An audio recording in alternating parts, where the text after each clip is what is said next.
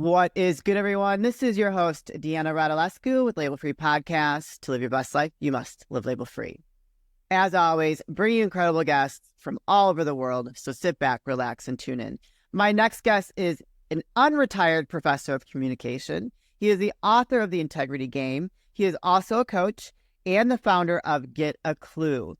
Please welcome Jeffrey Klubeck. Jeffrey, welcome to the show. Oh, thanks for having me. We're about to have some fun, I believe. Absolutely. Well, there's a lot to unpack here. So first, let's kind of cover, I said you're retired. You said, no, unretired. And then I was going to say, oh, well, just a professor. And then you're like, well, no, unretired is kind of catchy. So I do like that. It is. So why don't you fill us in a little bit? Now, why are you unretired? Yeah, well, lots to unpack there. I mean, at the heart of it all is my love for my alma mater, San Diego State University, where I attended and survived 18 consecutive semesters. I got 2 degrees out of it, but I was on the more than most plan, more years than most plan. But anyway, I started teaching there, and that's when I fell in love with it, and I got good at it, and I was asked to continue teaching after my master's in the San Diego Community College District. Sure. And I taught 2 or 3 classes every semester in addition to building my career at Orcom as a recruiter. Anyway, my coaching, consulting, and speaking and training took off. Yeah. And then I was going around the world and I couldn't commit to brick and mortar anymore. Yeah. And I thought I was going to die in the classroom because I love it so much, empowering adult learners, especially young adult learners. Yeah. But I was committed to my coaching and my consulting and my speaking and my training. And I retired in 2017, but you're going to ask me about the Integrity Game in a little bit. I wrote the Integrity Game, published it in 2022. And in my promotions for it, the then interim dean at San Diego State University, my alma mater, likes one of my posts. I'm like, how do we even know? Dean? Who? I don't even. Yeah, man. How did that go? Yeah. And I followed it though. I went with my gut and I just leaned into it. And I said, hey, how do we know each other? Thank you for liking my post. But it was in her shout out to her. She's like a mentor to me now, Dr. Heather Canary. And she says, I'm familiar with your name. I want to learn more about the Integrity Game. I said, get out of town. And I started feeling really, the trembling about it. Like, wow, wait a second. Because I'm launching this concept about the Integrity Game in personal professional growth space, but I hadn't even imagined it incubating further in academia. Yeah. So we met, and after I told her about my grad school experience, my teaching experience, and what I was doing entrepreneurially, working with coaches, consultant, as a coach consultant, but working with other entrepreneurs and progressive organizations and so forth, she says, I'll never forget. She says, how would you like to reconnect with your alma mater? And that's awesome. Now here's the thing, Deanna. I want you to understand that I got 2 degrees there, met my wife there, and our firstborn son was verbally committed on a D1 scholarship to play baseball at San Diego State. And now here's the interim dean of professional studies and fine arts asking me how I'd like to reconnect with my alma mater. And I'm like, oh my God, my son's going to kill me, but I can't say yes fast enough. Next thing you know, I'm back in the classroom, unretired, teaching organizational communication, upper division elective to graduating seniors. And I got to make the Integrity Game required reading for all of them to supplement the textbook. And San Diego State goes to the championship game last year in March Madness Final Four. And so happy March Madness to you as of this recording. It's the first day of the tournament. So, I mean, there's a lot there and it's all exciting and it's full circle for me to be on campus at my alma mater, getting all those memories from the 9 years that I was there, but also creating new memories. And then I've got students in my classroom that I feel like a dad now. Like my son is in college. The whole thing is. Wow, you have a son in college. You do not look old enough to have a son in college. You look great. You look actually like you just graduated college. Thank you. I don't know. Thank you. I'm just going to say thank you. Okay, well, you're whatever you're doing, it's working. So you're aging very well. That's a great story right there. Yeah. I want to before we start moving into the other stuff. I want to ask you this as a professor, and being working as a professor, retiring, then coming back, and teaching communication. How has communication changed in the last 10 years because of social media, cell phones? And I have a girlfriend who's a professor at Loyola. And she talks about how she's got to teach kids how to write emails. And I think it's a form of communication. And it's just very interesting to me. I mean, we were taught that how to write a professional email in high school for in my demographic. Right. And so I'm curious, and then we'll move on. I'm coming up with a really humorous answer to that to offset the sad truth that attention spans were already small and now they're smaller. Yeah. the instant gratification, the addiction to the devices, and the grammar, spelling, punctuation. And then it's also what's happening sociopolitically. Yeah. I just came back earlier this week from Education 2.0 conferences, and I moderated a panel on the letter grade dilemma. And anyway, so we're talking, I was in conversations about all of this. So let me tell you that the grammar, the spelling, the punctuation is horrible. But one thing we all know as educators, and I'm like quasi, right? I teach my couple classes, but I'm not full time with all the politics and the administrative. And I come in, do my thing, get out. I'm all about the students, of, by, and for the students. But I'm still aware of how little funding there is for anything that really impacts the students. And I'm aware of how political and these decisions and the compliance and the all of the stuff. And for me, if the rules don't benefit the students, if you can't tell me exactly how the rule benefits the students, I'm not interested. Right. And so students are pawns in games, and they're caught up in this institutional madness. And there's the syllabus, you see, not just the students and the fact that they can't read, write, or spell anymore, but the reason that they can't is because high school, the experience, junior high experience, they're all burnt out. Yeah. And so now, how does the educator have enough energy? Like all the educators passing the buck. It's like they'll learn grammar, spelling, punctuation somewhere else. Right. By the time they get to college now, it's shocking. And I was just out of the classroom for 6 years and coming back. It's shocking. I remember last year thinking to myself, oh my God, my community college students had better grammar, spelling, punctuation than my university, San Diego State students. And but it doesn't, they're all brilliant. They're all dynamic. They're all stronger than the system gives them the time to show.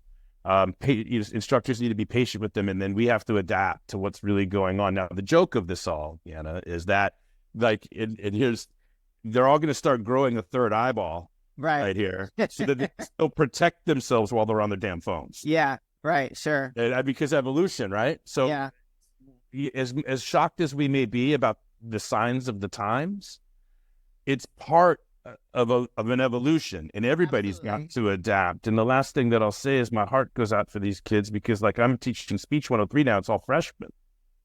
And I remember when my son and daughter were like rolling out of bed. Oh, they didn't roll out of bed. They just rolled to the other side where their laptop was, put it on their lap before eating breakfast, before drinking water, before brushing teeth. They're in class, in their beds, coming out of the COVID.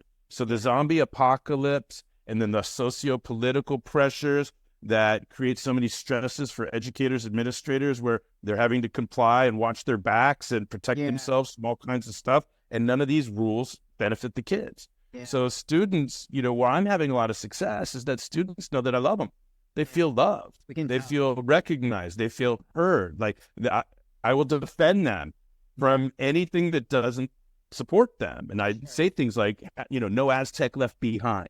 Yeah. And I try to use motivational speaking, and anything that I would use on stage at a conference where entrepreneurs are going to invest $30,000 to $50,000 in themselves at the end of the 3-day event. I'm going to use the same techniques in the classroom.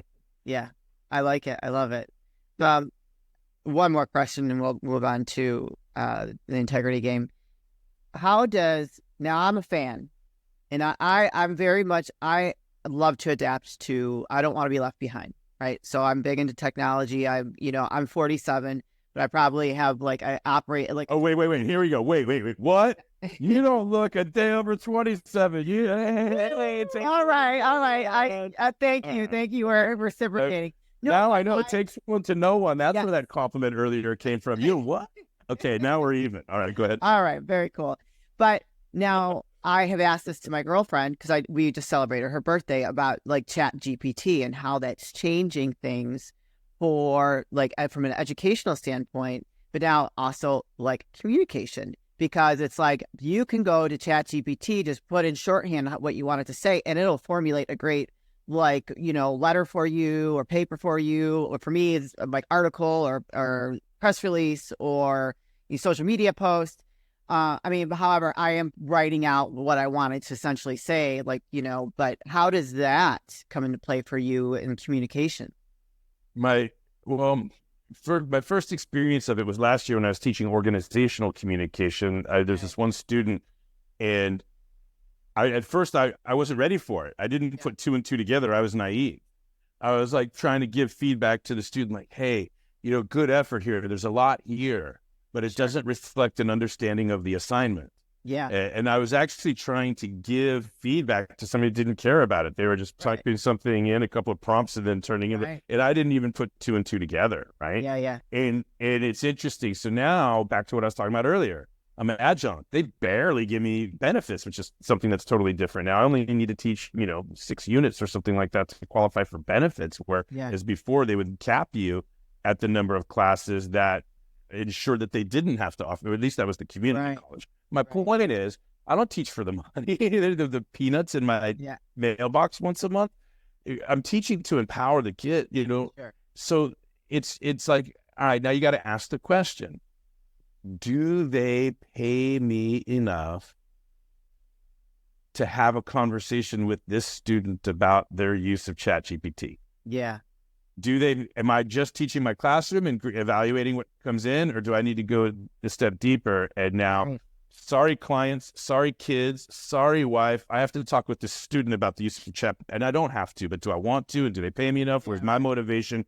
Is it my jurisdiction to intervene on that, or do I just grade what comes in and move on? So like for Henry Ford, he loved cars and he wanted you to tint your windows and hang the fuzzy dice and trick it out and do the rims and have experiences in your car. But Ford Motor Company just wants to move them off the line. Right.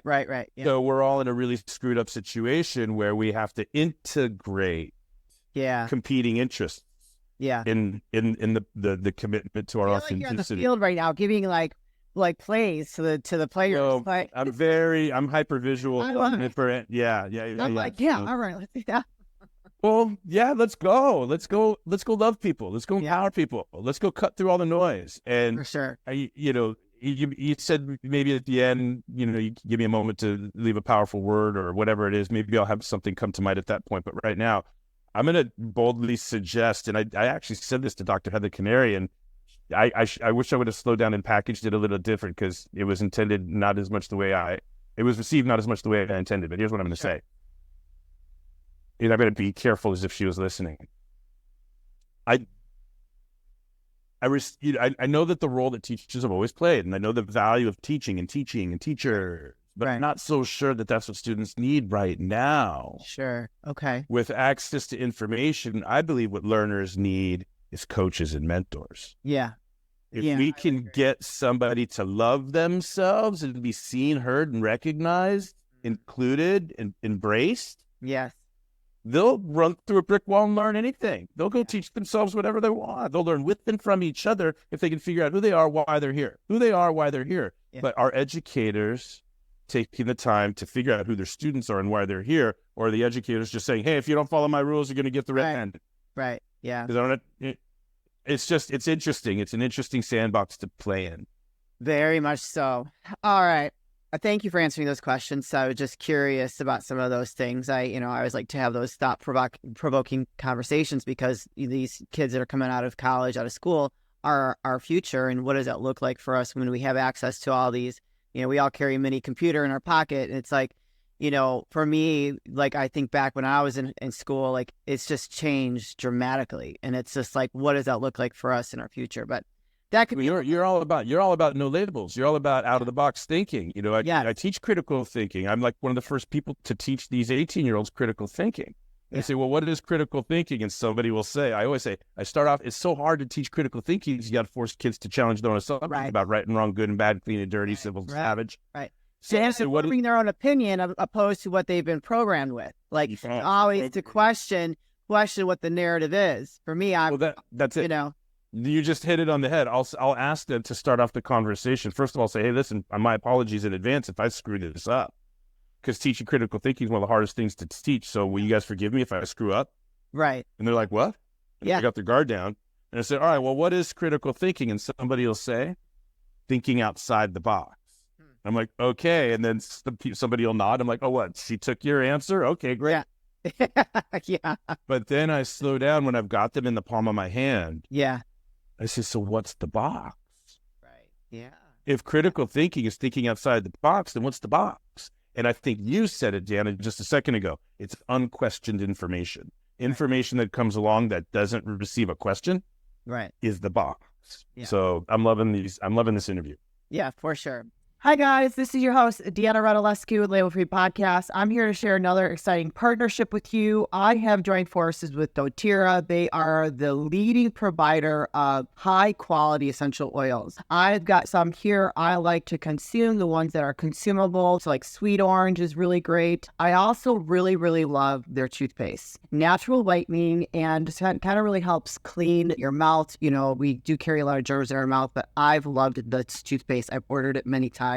These are some supplements. Here is the Lifelong Vitality Pack. Really great products, high quality products. Definitely recommend it. I also really love the collagen. NMN is a proven anti-aging product. So the collagen and the NMN together is a real game changer. I'm big into collagen. I believe it. I've been taking it for like 20 years before it's even gotten so popular. And that's probably why I maintain my skin elasticity, my hair and nails. I highly recommend checking out doTERRA if you're a fan of high quality essential oils. Not all essential oils are created the same. Go click the links in the description, sign up, or take advantage of one of my bundles that I'm recommending to you with the toothpaste, also the cleaning products and the supplements. So you guys, thank you so much for tuning in. We really appreciate you, and stay tuned for more to come. Okay, well, I love the title of your book, The Integrity Game. I feel like as society kind of progresses here, especially the last couple of years, we're lacking integrity in a lot of things. So what does this book mean for the consumer? Okay. Well, first of all, it's in the mind of the beholder, isn't it? Like, yes. Show me the consumer and let me talk with them for an hour, and I can tell you what meaning they might make of it. Right, because it can mean something different to everyone. You got it. So you could tell how spring-loaded I am to think outside of the box. Yeah. So without responding to you specifically, you individually, society lacks integrity. Well, let's think outside the box, because 100% of society will agree with you when you say that. So wait a second. 100% of the people that I just say lack integrity would agree with me when I say it. So we got to get outside of this box. Different things, right? There's integrity in you handle yourself professionally, in your family life, personal life. Like there's different levels of integrity in everything that we do. Yeah, context determines what's expected, what's appropriate, what's effective. Right. So let's put it on the board. I'm going to come back to that. Okay. Let's stay outside of the box, because this is the very first thing I'm trying to do with the integrity game is shift our thinking around it. Okay. Okay. So and I just did this earlier this week, and when I'm doing keynotes and presentations and conferences, I'll play the integrity game. Yeah. And I'll ask the audience after I introduce myself, I believe soft skills make strong leaders, teams, and orgs. How many of you believe you have integrity? Guess what happens? Raise your hand if you believe. 100% of the hands go up. And I say, hang on, all right, now wait. Oh, left hand, I'm sorry. Raise your right hand and repeat after me. I do solemnly swear not to shoot the messenger in 37 minutes. Yeah. Because by the end of this keynote, I'm going to ask you again. And I don't know if all of you are going to raise your hand. I don't know if you raise your hand so quickly, but hang on. Right. I don't want to offend anybody. I want good ratings. I want to be invited back for another keynote next year. So what is? Right. Yeah. And so here's what I've learned, found, discovered, proven. I can ask 100 audiences with 100 or more people, like a million. What is integrity? I'm always going to get two answers. I'm never not going to get these two answers. Sometimes I might get a third answer, fourth answer, but these two are always there. You're going to know what they are. Ready? Number one? Yeah. Be your word. Yes. Do what you say you're going to do. Okay? Let's pin that on the board. Number two, do the same thing when nobody's watching as you would when somebody's watching. All right? So do the right thing when nobody's watching. Right. Pin those on the board. Okay? Now, Deanna, what I like about those two, okay, is that in both cases, are you ready? This is the thought leading. You tell me if I'm doing a good job here, because it's what I want to do. I don't know. So far, yeah. I don't know if I'm doing it. But this is what I hope is thought leading. In both of those scenarios, both of those understandings of what integrity is, be your word and do the right thing regardless of who's watching, there is, are you ready? I'm slowing down for this. There is an integration. For sure. There's a coming together of two or more things. Over here, it's word with behavior. We integrate our word with behavior when we do what we said. And over here, we're integrating behavior with some moral compass. Right. And like you said earlier, that moral compass can shift from context to context to context. You know, my morals may shift if I'm in church or synagogue versus if I'm in Capitol Hill or if I'm in a classroom or if I'm on stage. My morals, my values, it may be, right? But I'll come back to that in a second. So despite the fact that they start with the same 6 letters, nobody uses the word integration in their answer. Right. because that would just be neutral and objective, right? Integrated or not integrated, together or not together, right? But what we want to cling to is judgmental. You weren't your word. You did. Right. And no offense, I'm not blaming you, but I'm going to quote you. Sure. Society lacks integrity. That's a judgment on some level, right? Now, I know that you're not a judgmental person. No, not at all. You're observant, right? Yeah. But what I'm trying to I want to take the judgment vibration out of it. Okay. It just make it, and look, am I holding the pen or not? I'm holding it. No, I'm not. It's not good or bad or right or wrong. Right. It's just together or not together, integrated or not. Now, the other thing I like about those two answers, word with behavior and behavior with values, is guess what? Behavior shows up in both equations. Sure. Absolutely. So behavior is the evidence of our integrity. But we all judge ourselves by our intent. Well, I didn't mean to. Well, I was just trying to. Well, I wasn't really going to. Well, Then the rest of the word's judging our behavior. And guess what? We're judging everybody else's behavior when we could be judging them by their intention. Maybe that would soften the blow a little bit. Yeah. I've asked my students, how many of you have ever told yourself, I want to offend that person right now, and the next behavior that I engage in is intended to offend that person, and nobody raises their hand? Sure. Yeah. Now I say, well, how many of you have ever been offended? And they all raise their hand. I'm like, so the math doesn't add up, does it? Nobody's ever offended anybody purposely, but everybody's been offended. So what's happening is the world is taking offense. Yeah. Where none is intended. Right. All right. So where's the integrity there? Right. Okay. But so you understand the two things I like about these answers. Number one, I get to shine a light on integration and try to eliminate the judgmental vibration. And number two, I get to shine the light on our behavior rather than our intents, our excuses, our self-talk, or I didn't mean to. Right. All right. So we're getting closer to non-threatening accountability. That's what the whole point is. If I can make accountability non-threatening, I can change the world. Yeah. And that's what the integrity game at a high level is trying to do. Now, are you ready to have some fun? Yeah. Want to know what I don't? Let's go. You know what I don't like about these two answers? What's that? Well, be your word. What if I said to myself or anyone that I was going to, I always use this example because, anyway, what if I said I was going to drink 18 beers before our podcast interview today, and then I drank 18 beers before our podcast interview? I will have done what I said I was going to do, but could I claim integrity? We both know the answer is no. Unless we're being creative and saying, well, Jeff, if your purpose in life is to test your functional alcoholism while still promoting yourself, then maybe. But come on. I don't think that's a good example of having integrity, though. No. All right. If I said I was going to sleep on the couch 20 out of every 24 hours for a month straight, and that I did that, I would have done what I said I was going to do, but I can't claim integrity. If I said I was going to get in the car and drive into the first pedestrian I saw, and then I did that, I will have done what I said I was going to do, but I can't claim integrity. So be your word is good, but it's not enough. The only reason that people stop there is so that they can judge other people for not being the word instead of look within to their own. Right. Yeah. Okay. Now, on the other side of the equation, do the right thing when nobody's watching. What the hell is the right thing? If you find out, will you let me know? Doesn't it change from context to context? Right? It does, but I think there's a certain moral code that we should all be living up to, and I think that there's an underlying expectation of what that means. Well, if I'm a fan, if there was a universal moral code where we all agreed to don't lie, don't cheat, don't steal, and then call the rest whatever the hell you want, no labels. Right. Right. Mm-hmm. Can we just all agree on that? We'll say, no, in the name of this, it's okay to lie. In the name of this, it's okay to steal. In the name of this, it's okay to cheat. In the name of this, it's okay to... Right. We can't even agree on who our president is. You want to tell me what's right or wrong in any given situation? Yeah. Now, let's make it softer than that, than the heaviness, okay? How many of us would agree, don't lie, never lie, ever? Unless you have kids and you want to put an elf on your shelf for 26 days to guilt them into good behavior. Then lie the hell out of them. Yeah. How many of you have integrity? We all know we're... Right? I don't know, can that be edited out? Anyway. No, you can swear. It's fine. Yeah, well, we're all full of shit, okay? Right? We're all full of shit.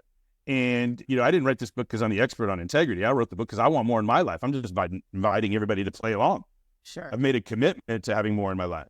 right? So the idea is word with behavior and behavior with values, good, gets the party started, but it's not enough. It just keeps us in judgment of others. Yeah. So I created a 10-point model, which become question sets. And I think these 10 things that we want to bring together, 10 things we want to integrate. Yeah. And it's 10 points, which works out great for me because all 10 points on the model are doors into a whole land of personal and professional growth content. Sure. So fantastic for a curricularizer and a content guy and a speaker and a facilitator and a retreat host and all these things that I do, right? Yeah. And plus working with people on public speaking and branding and writing speeches and getting people ready for big stages. I mean, so for me, I can knock on any 10 of these doors and get into a land, a universe of personal and professional growth content, organize and help, right? But the other thing, too, back to non-threatening accountability, and I'll pause and catch my breath, and is that when you see the 10 points on the model as question sets, now all we got to do is invite people to understand and answer the questions. Yeah.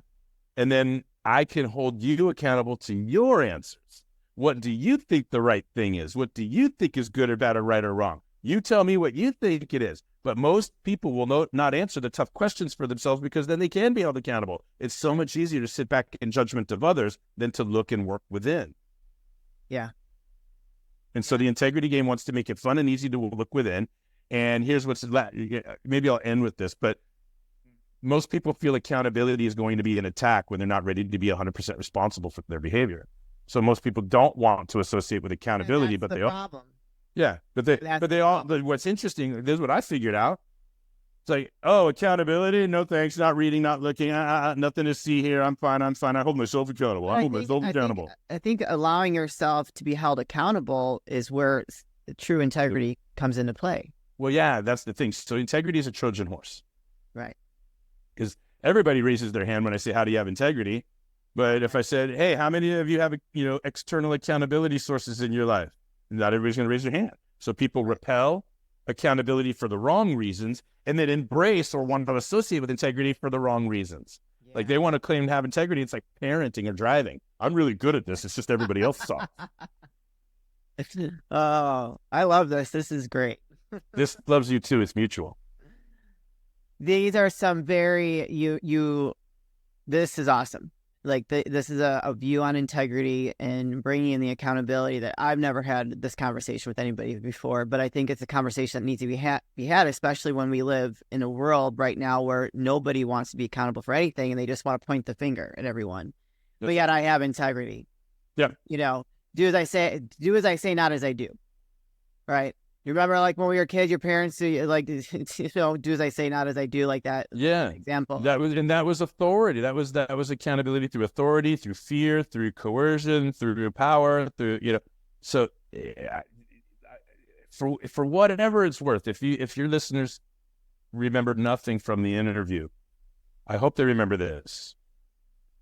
We can lead with love. Yes. It is totally possible to lead with love. All we have to do is be willing to be vulnerable. Right. But and I'm here to tell you that vulnerable is not the same thing as threatened. Right. True. Yeah. Just because we could get hurt doesn't mean we're guaranteed to. And I'm not afraid of any hurt if that's a growing pain during my commitment to my beloved. Right. So the willingness to be vulnerable so that either I or my beloved may grow. Any pain that comes along that journey is worth it. Absolutely. 1,000%. Woo. All right. Well, I think I'm going to have to purchase the book. Let's talk about, you're the founder of Get A Klu. What is Get A Klu? Well, it's just a cheeky little shingle I created, based on my last name, Get A Klu. This is years ago when I was younger. I started my coaching consulting practice and Get A Klu. It started in high school as like the name of an article I wrote on the sports page. I wanted to write an editorial on the sports page. So I would like pick something involved with school, tell somebody to get a clue, get people pissed off. So they would write letters to the editor saying, Mr. Klubeck hasn't considered this and Mr. Klubeck hasn't considered that. And then I would take these letters to the editor down to the pizza shop and say, hey, look, I got a lot of people reading the sports page that wouldn't normally read the sports page. How about a nice little quarter-page ad right here in the corner, right above the letters to the editor? So, I was polarizing and I'm fast-paced, humor-laced, and a little in your face. And I'm not trying to offend you. I'm just trying to engage you in the conversation. I would never know how you feel about how hard your students work on speech and debate and forensics and drama and theater. I would never know how hard they work on this. You wrote in and defended your kids after I suggested that maybe they should be a different style Letterman's jacket. Yeah. So I was, like, hey, I'm a kid. I was 17 years old. I'm like, I'm at the bowling alley and I see, I wrote an article about it. Oh, Mr. Klubeck. Well, good. Yeah, thank God now the sports page is a voice for you to take a stand and show your kids how much you love it. God, thank you. Yeah, let's do it. Yeah, anyway, so started there. But now isn't that cute? Get a clue. Need some help? Get a clue. I love it. Feeling stuck? Get a clue. And it's just my silly, jokey, jovial self. Back to integrity game. It's a Trojan horse. Yeah. So is all my humor, all my joviality. It's all a Trojan horse. Because guess what? We're thinking really hard about these things, like all the time. How do I be better? How can I improve? What do I need to overcome? What do I need to own? This is tough stuff. Yeah. And so let's just have a good time. And so I call it klubrication, right? Or, right? Like, if feeling stuck, is it difficult? Feeling some tension? We'll dab a little klubrication on that, and it'll, make things easier. So get a clue, klubrication, clucidity, happy clue year. That's all fun. But that's good for solopreneurs, small and micro business owners, right? Life service professionals, realtors, financial advisors, small firm lawyers. So the integrity game is a better brand. It doesn't have my name attached to it. Integrity game can land in associations and corporates. So basically I'm growing up and I'm growing out of Get a Clue, but I'm always going to keep that brand alive for my jovial self. Gotcha. What I'm invested in right now, my life's work from a career perspective right now is to make accountability non-threatening through the integrity game. I love it. What a great mission. Jeffrey, where can people find you, connect with you, purchase a book, and learn more about everything you got going on? Yeah, so I'm easy to find. Things are growing, but I still answer all my own stuff. So just Google Jeff Klubeck and find me. LinkedIn is really cool. Direct message me through LinkedIn. Connect with me on LinkedIn, and when I'm on Facebook, I think we have an Instagram. I haven't gotten around to TikTok yet, but I'm really easy to find if you Google me. Anybody can send an email to jeff@getaclu.net, GETAKLU. I'm going to offer your listeners, if anybody wants a free copy of the Integrity Game PDF, right? It's just the PDF, but anybody that emails me, I will send them a free PDF of the Integrity Game, but it's available on Amazon.com. It's like less than $15. It's a quick, easy read. It's a parable. It's a made up story to make it really bite-sized and digestible. Because again, we're Trojan horsing this really big mirror we're holding up in people's faces, and we want to find a way to get them to stand in front of it long enough to see that, hey, wait, maybe that's me. But they think they're reading about a hot dog vendor that's not slinging dogs by the end of the book. And, hopefully everybody can identify with the characters and see themselves along the journey. Yeah. It's as you dig deep, it's a pretty, probably a slippery slope for people to go on, they start digging in and like, whoa, See, that's the other thing. I don't call it digging deep. I call it cluba diving. Well, nobody wants to dig deep. Nobody wants to dig deep, but people will consider a cluba dive. What the hell that is? So I like to go deep, and because I think it's that's where you start challenging people's narratives that they have in their mind, and so they can cluba dive, dig deep, whatever you want to call it. living label free. Jeffrey, this is the part of the show we like to ask for last words of wisdom or advice. What would you like to leave with us today? Well, I'm sure you know, and I'm sure your listeners know how to finish the sentence or the saying that if we are not growing, we are dying, right? Well, I'm here to say that if we're not integrating, we just might be disintegrating. Thank you so much for having me on. Yes. Damn, that was good. What an incredible, thought-provoking conversation. Loved it so much. Thank you for bringing this, the integrity game to our knowledge. I think it's a fantastic way to start having the accountability that you're talking about, and I'm definitely going to be reading it myself. So thank you so much for being a guest today. Really appreciate the conversation. I'm sure we're going to impact a lot of lives out there and have them questioning things after this conversation. Yeah, I love what you're doing. I love the stand that you represent for No Labels and outside of the box thinking, and all of the layers that we're willing to peel to get to universal truth. So I'm on board, and you're a fantastic host. Thank you for having me. Thank you. All right, you guys, this is your host, Deanna Radulescu with Label Free Podcast. To live your best life, you must live label free. As always, don't forget to subscribe, follow, rate, review, comment, share, all those good things. And I'll be back soon with more dynamic guests.